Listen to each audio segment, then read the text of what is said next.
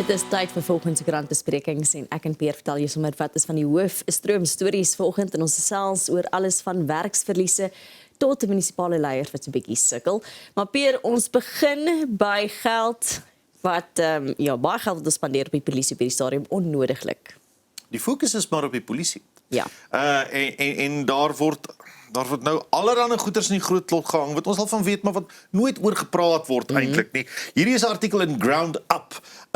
Dit verwys na 6,8 miljoen rand per maand wat spandeer word op leë hoofkwartiergeboue in Pretoria.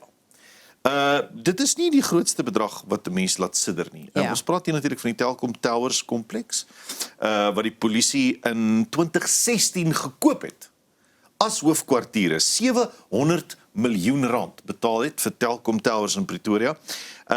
Maar dit is in 2024 is almal uitgejaag. Dis heeltemal ontruim omdat die toestande binne die Telkom Towers onuithoudbaar is. Ons al daar gesels in program in 2024 genade, is al so lank in die gang. Ons het gepraat oor die feit dat nie ordentlike toilette is wat spoel nie, dat daar 'n groot deel van die gebou geen water in gehad het, die krag nie reg was nie, dat dit gevaarlik was vir mense om in die gebou te werk. Op hierdie stadium, op daardie stadium, toe was daar 9 geboue op die perseel in totaal, waarvan net 1 gebruik was deur die polisie. Die res het 'n koste van 592 miljoen sy moes toe nou, wat nie gebruik was nie, is natuurlik ook nou leeg gewees. Toe skuif hulle na persele toe in die middestad op hierdie stadium, 150.000 vierkante meter wat hulle in die middestad huur, met 2000 parkeerplekke. Dis op die einde 22 verskillende huurkontrakte wat hulle nou het, 444 miljoen 'n jaar wat dit kos. Maar daar staan die Telkom-torings alleen. Dit is natuurlik na vraag van parlementêre lede van die MK, Nkosinathi Nxumalo, in die parlement wat sê, dis nie 'n verlies, dis nie 'n tekort aan geld nie, dis 'n tekort aan politieke wil om in te trek en hierdie geboue te gebruik, want daar is steeds private grondeienaars, landlords, wat ryk word deur polisiehuurkontrakte in die stad. En al wat ons hoor op hierdie stadium is dat die 2 ministers, die minister van polisie, natuurlik met Dean McPherson moet gesels om te praat, hoe kom ons by 'n oplossing en hulle het ook gevra, hoe vat dit 2 ministers so lank om net met mekaar te praat eintlik. En eintlik wonder ek toe nou oor die Telkom Towers, 8 jaar is nie lank om in 'n gebou te wees nie. So het julle toe die gebou gekoop het nie ordentlik gekyk na die toestand van die gebou nie, of het jy vir 8 jaar niks reggemaak? Het jy vir 8 jaar niks reggemaak nie, want hoe in 8 jaar word dit so haglik dat mense moet uittrek. Ek kan eintlik net nie verstaan hoe het ons by daai punt gekom nie.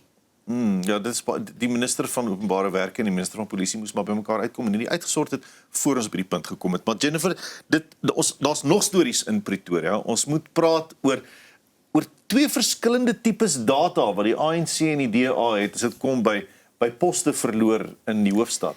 Ja, dit was 'n interessante artikel net Werke 24 gebruik in Capiro wat hierdie geskryf het. So die DA in Tshwane Metro, en ons weet ook dis politieke seisoen in aanloop tot die verkiesings, meen dat die slagting met die verlies van sowat 85.000 werksgeleenthede in die metro, die koalisie, en hulle sê hulle verwys na dit as die koalisie van Gaas se skuld is. So het Celia Brink gesê 85.000 nogals baie. So van April 2025 tot April 2026 het die Tshwane Metro 85.000 poste verloor. So hulle sê dit is 6% meer mense wat nie werk nie in dieselfde tydperk. Kaapstad het 57.000 poste bygekry en 'n toename van 3%. Ons weet die DA hou ook wel daarvan om die res van die land met Kaapstad te vergelyk om te sien hoe Kaapstad doen. Nou Dr. Nsipi Moya, burgemeester, sê egter die syfers dui op iets heeltemal anders. Sy is natuurlik Action SA se burgemeester, maar deel van die koalisie. Sy sê die syfers dui op 'n bemoedigende verbetering in Tshwane. Verbetering? Ja, so sy sê die arbeidsmark nadat sowat 22.000 meer mense in die tweede kwartaal van 2026 in die hoofstad in diens geneem is. Nee. So ek weet nie waar hierdie 2 groep mense hulle verskillende statistiek kry nie.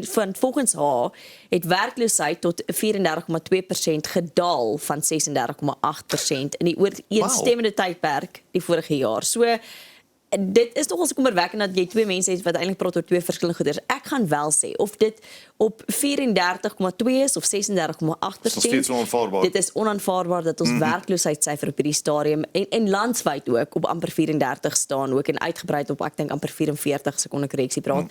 So maak nie saak wie dit sê nie. Nou, Celia Brink of die DA sê wel, daar's verskillende redes vir die werksverliese. Hulle gaan nou al die pad terug na infrastruktuur, waterverliese, krag wat nie na gekyk word nie, die netwerke. So hulle bring sommer nou al die probleme saam en sê, okay, dis ook deel van... Ekonomiese groei word gekniel. Dit is presies.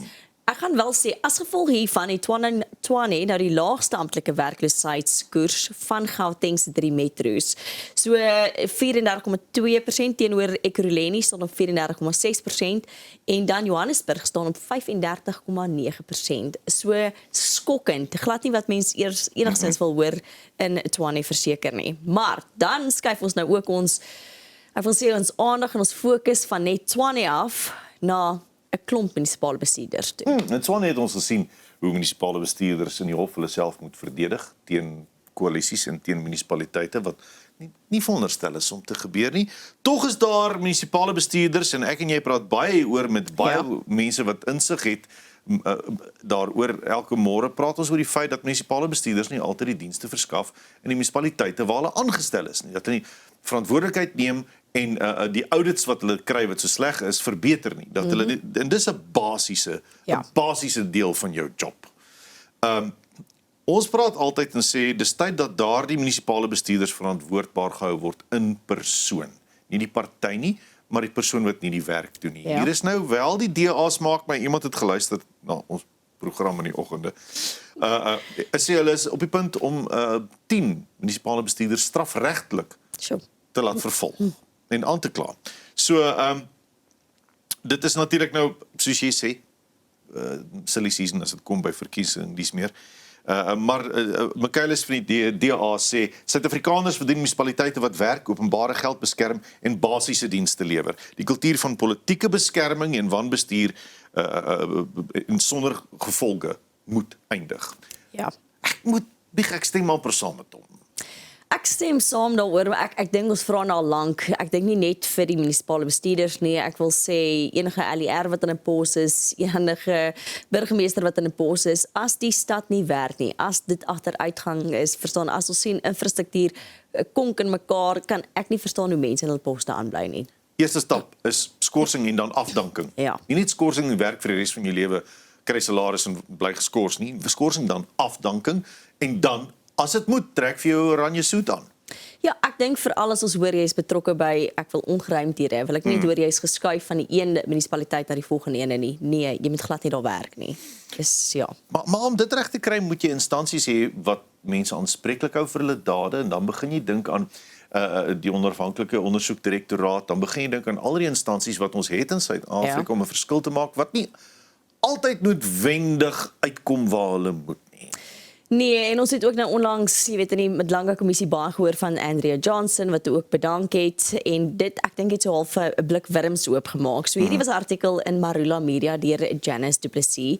So die DA sê Mameloko Kubayi, so sy is die minister van Justisie en Grondwetlike Ontwikkeling, hoef nie ver te soek vir bewyse dat die ondersoekdirektoraat teen korrupsie, dis nou IDAC waarvan ons nou baie hoor, met 'n nuwe instelling vervang moet word nie. Nou Kubayi het al vroeër gesê sy is gewillig om te kyk na 'n nuwe stelsel, jy weet 'n nuwe groep, hoe kan ons dit beter doen? En hulle voel net ook wel, want sy het hierdie by Black Business Council gesê, om te sê, jy weet, sy sal voorstelle vir IDAC se vervanging oorweeg indien daar bewyse is dat meer bekwame instellings nodig is. So, Luister sy nou met Lango kommissie. ja, ek weet nie, maar so dis wat sy nou gesê het, so sy het gesê daar's 'n gewilligheid, of ons wel die aksie gaan sien, is ek nie seker nie. Nou, die DA, die is weer volgende in die nuus, Glenys Breitenbach het gesê, okay, wel ons het 'n voorstel vir julle hierso. Volgens Breitenbach se IDAC gebrek aan onafhanklikheid 'n probleem. Dit weet ons ons ook met die stories wat uitgegooi het van Andrea Johnson. So sy sê ons kan dit vervang met iets soos die Valke 2.0. So Skerpioene of skerpioene. Dit is waar so half antwoord op die probleem wat ons tans het met IDAC. En sy sluit die NVG in by Ja. hierdie, sy sê ook die vervolgingsgesag het ook nie die tande wat dit nodig het. Ja, so dis interessant wat sy sê. Die DA wys terselfdertyd op wat die party as gebrek aan kapasiteit binne die nasionale vervolgingsgesag beskou. Sy sê die NVG het nie die kapasiteit om komplekse sake te vervolg nie, soos blyk dit duidelik gebrek aan suksesvolle vervolging van staatskaping en georganiseerde misdaad. Dis nogals 'n probleem, die georganiseerde misdaad, die staatskaping wat ons gereeld sien. Ons voel, jy weet, dinge word nie gedoen nie. Natuurlik is die valke in 2009 al ontbind ook. So ons sal kyk of ons enige verandering sien. Ek gaan nie my asem ophou vir hierdie ene nie, maar Net die blote feit dat hulle ontbind is waarskynlik omdat hulle besig is om te krap waar mense met mag besig is om daai tyd staatskaping te pleeg. Laat 'n mens wonder of dit regtig geregverdig is dat dit nog steeds nie daar is nie, dat hulle verdwyn het in totaal. Maar ja, presies. Dan iemand wat wel moontlik in die tronk gaan beland, is Louis Liebenberg, maar ons sal maar sien hoe draai dit uit. Ja, kyk, 'n mens gaan nou nie sê iemand is skuldig voor die reg sê hy is skuldig nie. Hier is 'n artikel in Netwerk 24 deur Anja van der Merwe.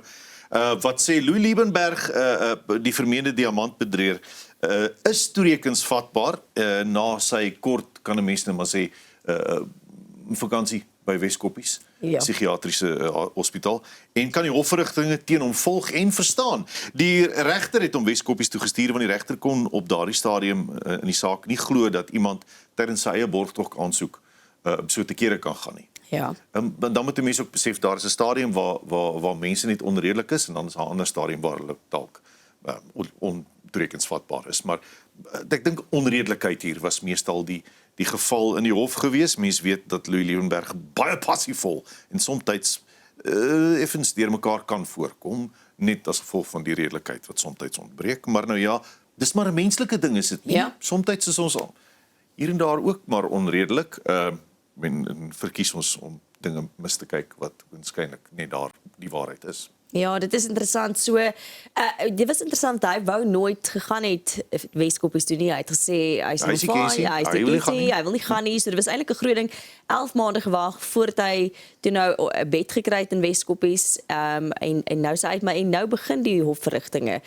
So Liebenberg word saam met sy vrou Desi en 7 ander beskuldiges, word nou binnekort aangekla. 59 aanklagtes. 4 miljard rand.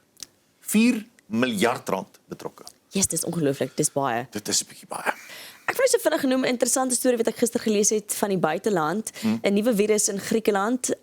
Ek weet nou nie veel nie, so ek gaan sê dis die Nile virusinfeksie. Ja. Ook oorgedra deur muskiete.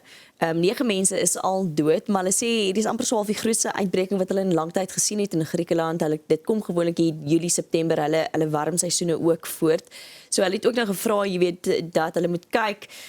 45 nuwe gevalle die afgelope week aangeteken. So vir hulle is dit nogals baie. Dis nogals kommerwekkend ook. Die virus het in Uganda begin eintlik oorspronklik, maar dit tref nou Griekeland nogals baie.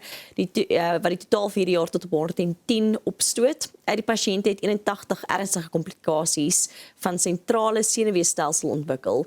Hulle sê wel al die oorledenes is ouer as 65 jaar. So hulle het nou gesê, weet, hulle moet kyk hoe hulle dit kan aanspreek. Dis veral in Athene, rond die hoofstad, 30% te vermeerder nadat die streek se swaarste deur die uitbreking getref is. Dis nogals erg. Soos ek sê het, begin in 1937 of ontdek 1937 in Uganda. Nile virus. Maar so dit is ook deur muskiete. So ek het eintlik nogals gewonder, ek sou vir kenner wou vra wat is die verskil tussen dit en die simptome en iets soos malaria, want hulle sê ook hierdie simptome begin as griep. So baie mense dink hulle het half griep en dan ontwikkel dit verder selfs breinweefsel. So dit is nogal skommerwekkend en skokkend, maar dit sal interessant wees om te weet of daar verwantskap is tussen dit en iets soos malaria byvoorbeeld. Absoluut. Ja. Dis dan dit van volgens se krantbesprekings, maar bly ingeskakel want net en nog gesels ons met 'n wenner. Aluma Capital, altyd aan die groei.